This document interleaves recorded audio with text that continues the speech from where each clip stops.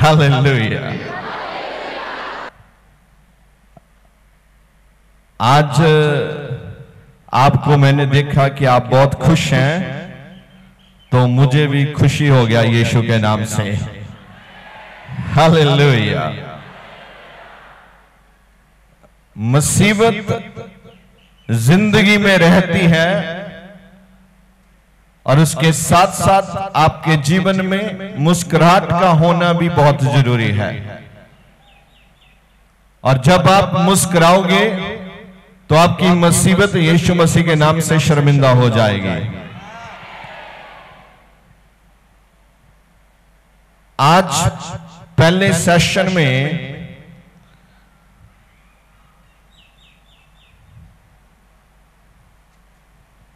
हम एक खुदा का खास वचन सीखेंगे। मुझे फिर से वही आवाज चाहिए जो सच में आपकी है। हालेलुया। ये आवाज आपकी है और आपने इसको ट्यून करके रखना है। आपकी आवाज कुछ भी हो, आपकी आवाज बदलनी नहीं चाहिए। आज मैं 30 मिनट पहले आना चाहता था, मगर ये भाई साहब ने मुझे आने नहीं दिया, क्योंकि आज यहां आपकी जिंदगी में मैं एक नए दरवाजे को खुलते हुए देख रहा हूं यीशु मसीह के नाम से। ये आवाज आपकी है। हालेलुया। ये आवाज शैतान को परेशान करने वाली है। ये शैतान आपको बुलंदियों तक जो जाने नहीं देता, उसको गिराने वाली आवाज है आपकी। हालेलुया। ये आवाज आपकी है और ये आवाज से आप जीतेंगे जीतेंगे। कोई ऐसी ताकत नहीं है जो आपको हरा सकती है। आज जिन लोगों को डॉक्टर ने बोला मरने वाले हैं, अगर वो मुझे सुन रहे हैं और यहां बैठे हैं, मैं सच कहता हूं, खुदा के कलाम की ओर से आप मरेंगे नहीं, आप जीवित रहेंगे और खुदा की महिमा करेंगे।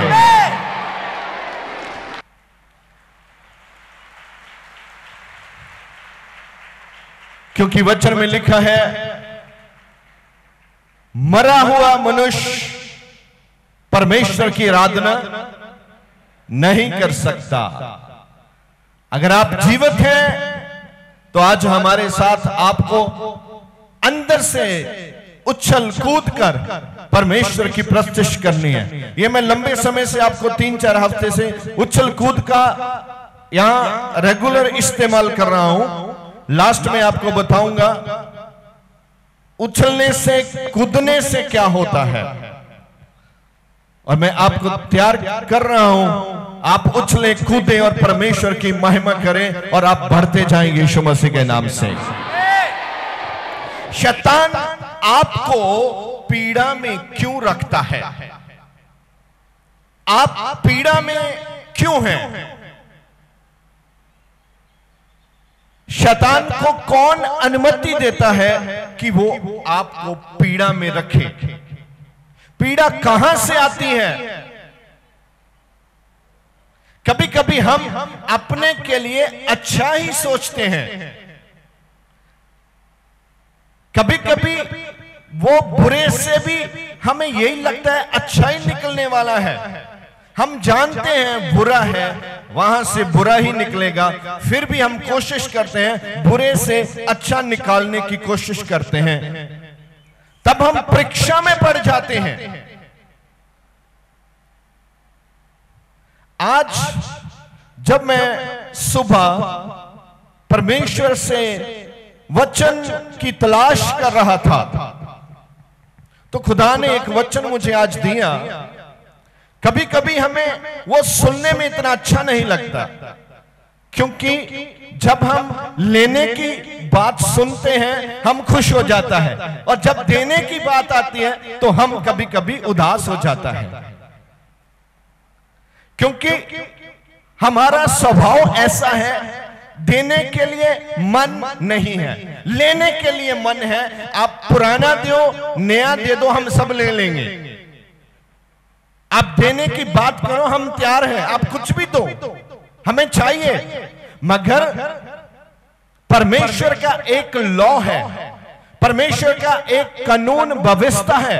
जैसे देश का कानून व्यवस्था है और पुलिस वाला खड़ा रहता है 24-24 घंटे देश का कानून व्यवस्था को बनाने के लिए, ऐसे ही परमेश्वर का वचन 24 घंटे काम करता है परमेश्वर की कानून व्यवस्था को बना के रखने के लिए।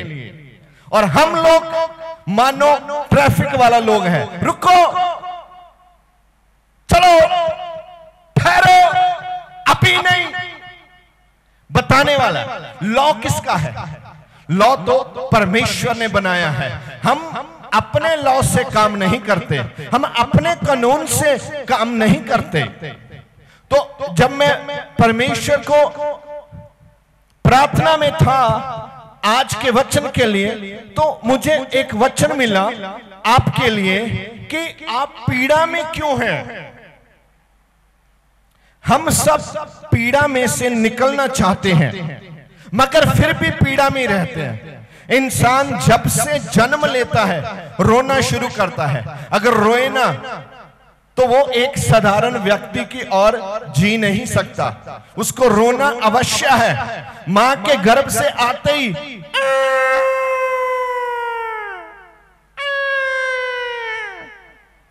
अगर बच्चा पैदा होते ही रोता है तो बाहर खुशी हो जाता है। पता चलता है एक बच्चे का, संतान का जन्म हुआ है। जब से हम पैदा हुए हैं तब से ही रोना शुरू कर देते हैं, और जब तक मर नहीं जाते रोते ही रहते हैं।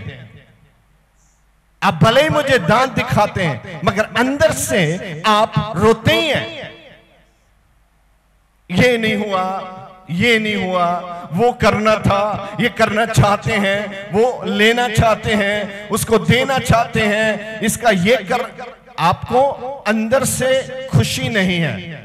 तो इसके बाद में एक लॉ आता है, एक कानून व्यवस्था आता है परमेश्वर का, जिससे आप ये सब कार्यक्रम कर सकते हैं।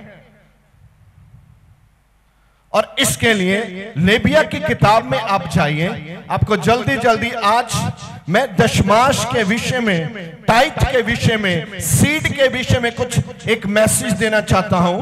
आप ध्यान से सुन लीजिए। क्या है, बहुत से मसीही विश्वासी जो हैं वो दशमांश देने के विषय के प्रति उलझन में पड़े रहते हैं।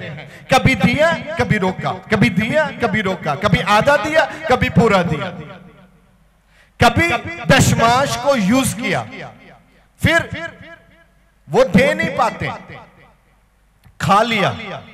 क्या होता है, अगर आप लॉ व्यवस्था को जानते नहीं हैं तो आप परमेश्वर से वो आशीष नहीं ले सकते। अगर आप जानेंगे, अगर आपको यहां आने के बाद ये पता ना चले कि चाय कहां मिलती है तो आप वहां नहीं जा सकते, और आप वहां जाकर चाय का आनंद नहीं ले सकते। आपको खोजना पड़ता है चाय कहां मिलती है। ऐसे ही आपको खोजना पड़ता है बाइबल में से कि आपको ब्लेस कैसे होना है। आपको पैसे की आशीष चाहिए, सबको चाहिए, मुझे भी चाहिए, आपको भी चाहिए, मगर वो पैसे की आशीष कैसे मिलेगी? कितने पैसे की आशीष चाहते हैं? किन किन को पैसा चाहिए? अच्छा, बड़े अच्छे लोग हैं, आपको नहीं चाहिए? अच्छा, जिन जिन को चाहिए सच में बोल दो, नहीं तो मिलेगा उनको जो हाथ उठाएगा। मैं तो दोनों उठाने वाला हूं आज। ये देखो, अब बदल गए आप। आपको सच बोलना है, शर्माना नहीं है। जो भी आपको करना चाहते हैं, पहली बात आप उसका इजहार करिए। अगर आप कोई ऑफिसर बनना चाहते हैं, उसकी इच्छा मन में है, उसका इजहार करिए। अगर आप कोई प्रचारक बनना चाहते हैं उसका इजहार करिए। अगर आप अच्छा गाना चाहते हैं उसका इजहार करिए। अगर आप अच्छे विश्वासी बनना चाहते हैं उसका इजहार करिए, दिखाइए आप बन सकते हैं। हमारी प्रॉब्लम यह है हम शर्माता बहुत है, करना चाहता है शर्माता भी है, और जो शर्माता है वो कभी कुछ नहीं कर पाता। आज वचन से हम देखेंगे कलीसिया में सीड ऑफरिंग बेंट क्या है, आपका पैसा और परमेश्वर का संबंध क्या है उसमें। क्या आपके पैसे से परमेश्वर को कोई लेन देन है? क्या आपके परिवार से परमेश्वर को कोई लेन देन है? क्या आपके जीवन से परमेश्वर को कोई लेना देना है? क्या आपकी जमीन से परमेश्वर को कोई लेना देना है? अगर आप बाइबल से पढ़ेंगे तो वहां आपको आंसर मिलेगा। हाँ, परमेश्वर को आपके सभी कार्यक्रम से लेना देना है, सब।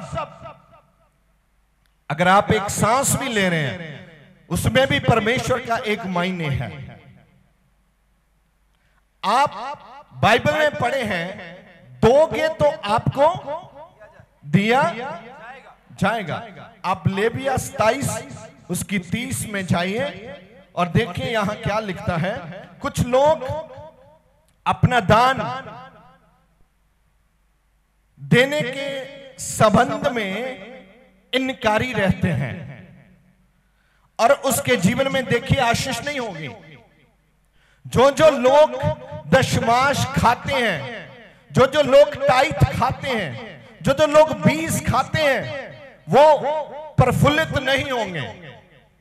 जो लोग अपना टाइट देते हैं, अपना सीड देते हैं और उतना देते हैं जितना भविष्यता में लिखा गया है, वो कभी भी आदमी आप गरीब नहीं देखेंगे। मैंने कुछ हफ्ते पहले बोला था इस चर्च का एक भी व्यक्ति गरीबी की रेखा में नहीं रहेगा। तो जब मैं परमेश्वर से आज के वचन की ओर जा रहा था तो मुझे वो परमेश्वर ने, पवित्र आत्मा ने याद करवाया कि ये लोगों को एक दिन आपने बोला था कि गरीबी की रेखा में नहीं रहेंगे, तो आज उसका समाधान बताओ। तो क्या लिखता है देखिए, फिर भूमि की उपज का सारा दशमांश। हाँ, भूमि की उपज का सारा दशमांश। आप कहां रहते हैं? बोलिए, आप शर्मिला मत बने, आपको मालूम है, बोलो भूमि पर रहते हैं हम। कहां रहते हैं? भूमि पर रहते हैं ना। तो लिखता है भूमि की उपज का सारा, बोलो भूमि की उपज का सारा क्या? आपने बोलना है क्या है? हाँ, अगर आप भूमि पर हो तो आप सांस लेते हो, सबसे पहले आपके सांसों का दशमांश प्रभु को चाहिए। यह लॉ व्यवस्था है। आज आप यहां अपने सांसों का दशमांश दे रहे हैं। 6 दिन आपने आनंद किया है, आज 7वां दिन आराम फरमानी का दिन है, काम धंधा बंद, खुदा की हजूरी में बैठना, उसकी प्रस्तिश करना। जे हम दे रहे हैं उसको अपना दशमांश दे रहे हैं, आप सांसों का दशमांश। क्या लिखता है, एक बार रिपीट करें। फिर भूमि की उपज का सारा दशमांश। भूमि की उपज का। आप कहां से बने हैं? आप कहां से बने हो भाई? मट्टी से बने हैं। आप कहां से बने हैं? तो धरती से ही निकले हैं हम। हमें अपना सांसों का दशमांश सबसे पहले प्रभु को देना है। अगर आपको 24 घंटे हैं तो कितना दशमांश बनता है? 2.5 घंटे के आसपास। आपको डेली बाइबल पढ़ना है। आप कभी गरीब नहीं होंगे, प्रार्थना करना है। आप कभी बीमार नहीं होंगे, उसकी वर्शिप करना है। आपका विरोधी कुछ नुकसान नहीं कर पाएगा। आपको परमेश्वर की हजूरी में आना है। आपके जीवन में से सब बीमारियां, सब मुश्किलातें आपके जीवन को छोड़ के चली जाएंगी, क्योंकि आपने खुदा की व्यवस्था को समझा, सुना और माना है। आप कितना भी प्रार्थना करो, अगर आप परमेश्वर को उसकी व्यवस्था से मानेंगे नहीं, तो आप उस राज्य में एंट्री नहीं कर पाओगे, प्रवेश नहीं कर पाओगे। आपको यही खोजेवाल में नहीं आना, इसके बाद किसी और राज्य में प्रवेश भी करना है। और जब आप उस राज्य में प्रवेश करना है, तो आपको परमेश्वर के लॉ को जानना है। आगे क्या लिखता है? चाहे वह भूमि का बीज हो, हाँ, चाहे वो भूमि का बीज हो, जो भी आप खाते हैं उसका दशमांश मांग रहा है वो। आगे, चाहे वृक्ष का फल। हाँ, अगर आपके घर में आम है, अमरूद है, तो उसका भी क्या देना है? बोलिए, दशमांश। पहला फल प्रभु का है।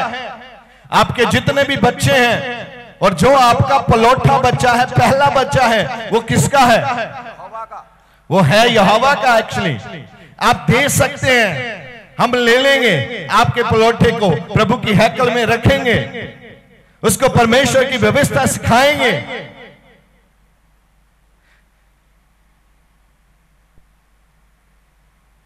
मगर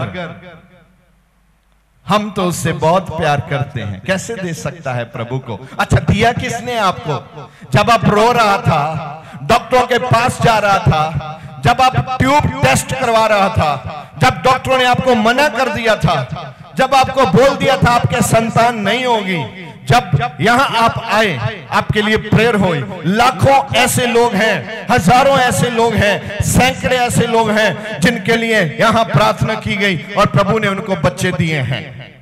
वो किसने दिए हैं? वो किसका है? पहला फल किसका है? यहोवा का है। जब आप विदेश में धन कमाने जाते हो, आपकी बॉडी में जो एनर्जी है, आपके शरीर में जो ताकत है, वो कहां से आती है? आपकी जिंदगी में जो सांस चलते हैं, वो किसकी ओर से है? अगर यहोवा की ओर से है, तो मानिए कैसे? अपने कामों के द्वारा परमेश्वर को अपना टाइट, अपना सीड और अपना दशमांश और अपना समय देने से आप परमेश्वर को बता सकते हैं कि हम तेरी व्यवस्था पर विश्वास करते हैं। आज विश्वासी जहां है, कल संडे कहीं और होगा, नेक्स्ट संडे फिर यहां होगा। आप खामखा परेशान हो रहे हैं। आपके दिल का ख्याल है सीधा है टेढ़ा है, सीधा है टेढ़ा है। मानो आपने प्रार्थना की है, प्रभु ने आपको ब्लेस किया है, आपका सब कुछ सीधा ही सीधा है, कुछ टेढ़ा हो ही नहीं सकता। कोई चाहे भी तो भी टेढ़ा नहीं कर सकता। आगे क्या लिखा है? वह यहोवा ही का है। वो किसका है? बोलिए, किसका है? यहोवा की का क्या है? वह यहोवा ही का है। हाँ, यहोवा ही का है। ये बड़ी बात है। यहोवा का है नहीं, यहोवा का ही है। आप यूज कर रहे हैं यहोवा की उन वस्तुओं को और यहोवा के सांसों के दशमांश को आप यूज कर रहे हैं। लोगों में मंडली में जाकर हंसी मजाक करते हैं, जो टाइम आपके दशमांश का है। आप किसी की नौकरी कर रहे हैं, जो टाइम आपके दशमांश का है। आप कहीं गाली निकाल रहे हैं, जो टाइम आपके दशमांश का है। आप मंडली में जाकर हंसी मजाके की बातें करते हैं, जो टाइम परमेश्वर की दशमाश का है। आज के बाद अगर आप किंग बनना चाहते हैं, किंग, आप राजा बन सकते हैं। बाइबल के पहले चैप्टर में यहोवा खुदा ने इंसान को बोला है तू राजा है, उसको अथॉरिटी दी गई है। आप किंग बन सकते हैं अगर आप अपने जीवन का दशमाश, सबसे पहली बात है जीवन का दशमाश परमेश्वर को देना शुरू कर दें तो ये बहुत अच्छा है। पढ़िए जरा एक लाइन। वह यहोवा ही का है, हाँ, वह यहोवा के लिए पवित्र ठहरे। ये यहोवा के लिए क्या ठहरे? उसमें अगर आप उसमें कुछ वो करके देता है तो आपको यहोवा क्या बोलता? पवित्र चाहिए। पवित्र, आप पवित्र क्या है? मानिए आपके पास 500 का नोट है और वो आप लेके आए हैं, आज प्रभु के घर में देना है। क्यों देना है? क्योंकि बाहर चलता नहीं है, फटा हुआ है, वो फट गया था। मैंने 30 पैसे का एक गल्यू खरीदा, उसको जोड़ा और खुदा के घर बक्से में डाल दिया। चल प्रभु 500 दिया। कौन सा दिया? क्या लिखता है? कौन सा दिया? वह यहोवा के लिए पवित्र ठहरे। क्या वो पवित्र था? नहीं, वो पवित्र माना नहीं जाएगा। अगर आप यहां कुछ दालें लेके आते हैं, चावल लेके आते हैं, अगर उसमें कीड़ा है, वो साफ नहीं है, क्या वो पवित्र है? वो बनने योग्य है? जब आप खुदा के घर में कुछ भी लेके आओ, ये छोटी छोटी बातें आपको इतनी बड़ी ऊंचाइयों पर ले जाएगी, आप सोच भी नहीं सकते क्या होने वाला है। क्योंकि अगर आपने कभी इस पर मनन किया हो तो आप देखेंगे आपके जीवन में क्या होने वाला है। पवित्र ठहरे। आगे क्या लिखता है? यदि कोई अपने दशमांश में से कुछ छुड़ाना चाहे। हाँ, कभी कभी हम दशमांश निकालते हैं मगर वो खुदा के घर नहीं देते। हमने उसमें से छीन लिया और खुदा से छुड़ा लिया और उसको अपने पर्पस के लिए यूज कर लिया। उसके लिए बाइबल क्या कहता है? तो 5वां भाग बढ़ाकर उसको छुड़ाए। देखो फिर कितना देकर छूटेंगे आप? यहोवा का टाइट 20 दशमांश जो है, अगर आपने चुरा लिया तो उसमें पांचवा भाग और मिलाकर पेनल्टी लगती है, आपको देना पड़ेगा। ये खुदा का लॉ है। अभी मैं थोड़ा इसको आगे लेके जाना चाहता हूं। आप व्यवस्था विवरण में आइए, उसका 14, उसका 22 देखिए। बीज की सारी उपज में से, यहां भी बीज से ही शुरू करता है। यहां भी बोलिए, बीज से शुरू करता है। क्योंकि बीज, अगर आपने खेतों में बीज ना डाला तो आप काटेंगे क्या? ये यहोवा ने आपके लिए एक खेत दिया है जिसमें आप बोएंगे, आप काटेंगे।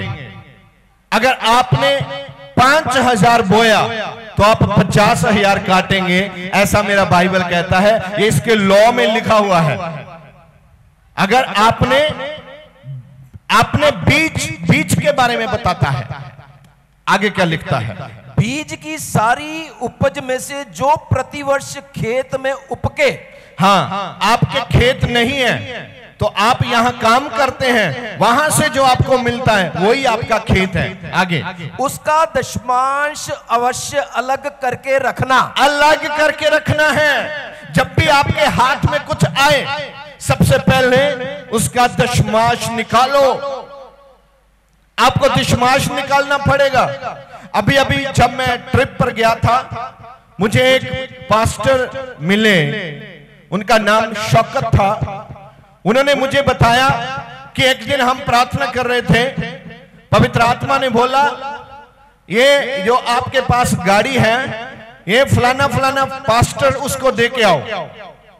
अब घरवाली को बताया कि प्रेमिका जी, अभी अभी हम प्रार्थना करते थे, अभी अभी मुझे ये मैसेज मिला है। बच्चों को बताया कि ये मैसेज मिला है, ये गाड़ी जो हमने खरीदा है, कितने साल से, 20 साल से प्रार्थना कर करके गाड़ी खरीदा है, अब मैसेज आ गया है, किसको देना है?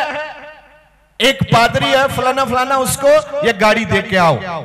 तो क्या होगा अगर आपको आज मैसेज मिल जाए कि अपना गाड़ी पास्टर को दे दो, तो आप क्या करेंगे? कितनी बार सोचोगे? 1000 बार सोचोगे आप, क्या करूं यार, ये मैसेज खुदा की ओर से है भी कि नहीं?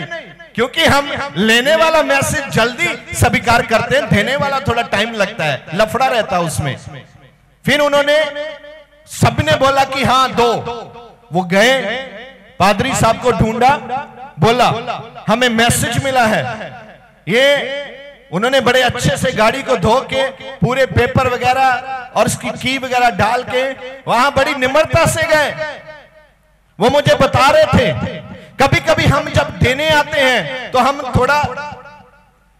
थोड़ा ऐसे करके आते हैं, क्योंकि देने वाले बन गए ना आप, तो जब लेने वाले हैं ऐसे आते हैं। और ये बात सीखो, जब देने भी आना तब भी ऐसे ही आना है।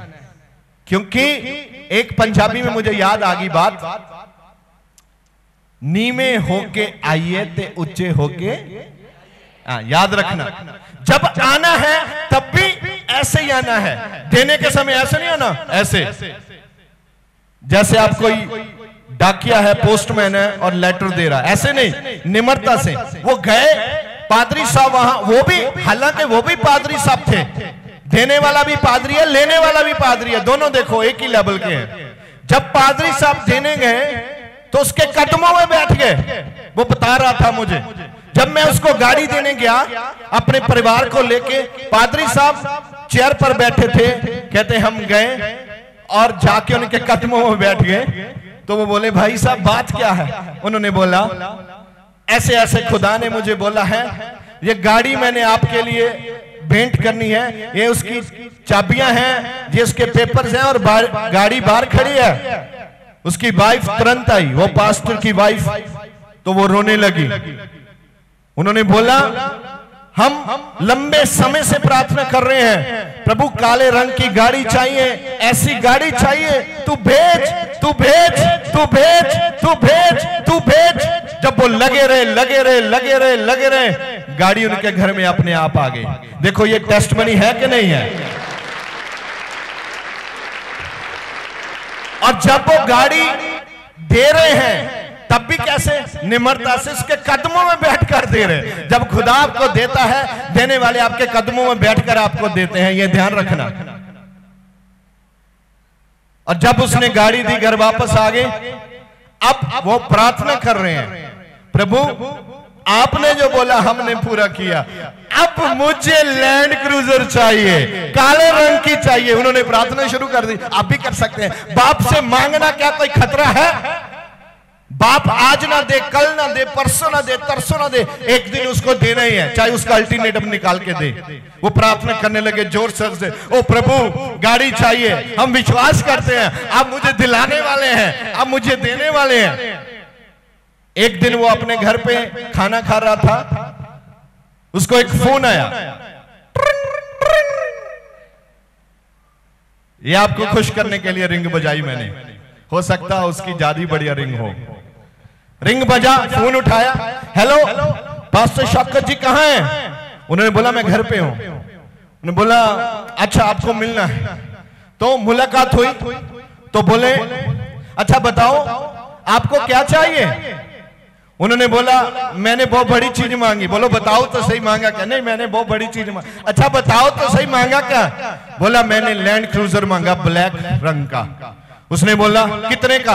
ये लो, चेक साइन करके दिया, जाओ जाके लैंड क्रूजर खरीद लो।